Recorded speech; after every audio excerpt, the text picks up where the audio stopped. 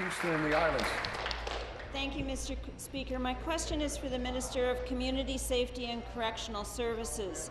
Mr. Speaker, I'm grateful for the hard work of Ontario's corrections staff who play such an important role in keeping our communities safe. This is particularly relevant and of considerable concern in my riding of Kingston and the Islands, where we have 5 correctional facilities. Recently, the Minister joined me in Kingston along with a panel of experts from the field of corrections at a town hall event that I hosted at Queen's University. We had experts from a variety of organizations, including the Law Department at Queen's, Youth Diversion, John Howard Society, and of course the Federal Correctional Officers Union. I was happy to have the Minister and discuss this issue that hits so close to home. Discussions about corrections are important, but what Kingstonians and Ontarians expect to see from our government is action. Mr. Speaker, can the Minister please tell us what has been done to take action on this issue? Minister of Community Safety and Corrections. Thank you very much, Speaker. I want to thank the member from Kingston and the Islands for raising a very important issue and her invitation to me to the panel discussion that she hosted at Queen's University. Speaker, during introduction of guests, I mentioned that we have got some correctional officers who are visiting, sitting in the public gallery, and through them, Speaker, I want to first of all thank all our correctional officers for their hard work, professionalism, and dedication in keeping our community safe every day. Speaker, our goal is to build stronger and safer communities. At the roundtable, we discussed the clear mandate that I'm given by the Premier to transform our correctional system.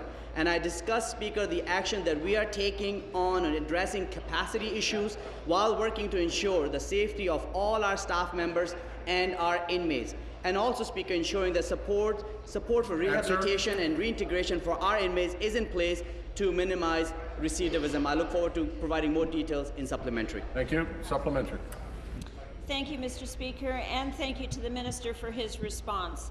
I'm happy to hear that the Minister will be taking action to address the state of our correctional system in Ontario.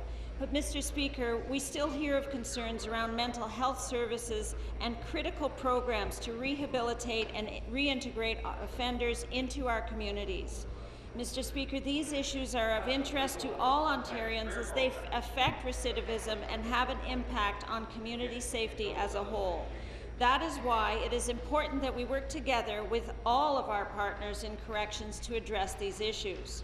Mr. Speaker, through you to the Minister, please elaborate on the specific steps that you are taking to address these concerns. Thank you. Minister. Speaker, thank you. Speaker, we're focused on a system that keeps our correctional staff and inmates safe while providing more opportunities for training and rehabilitation.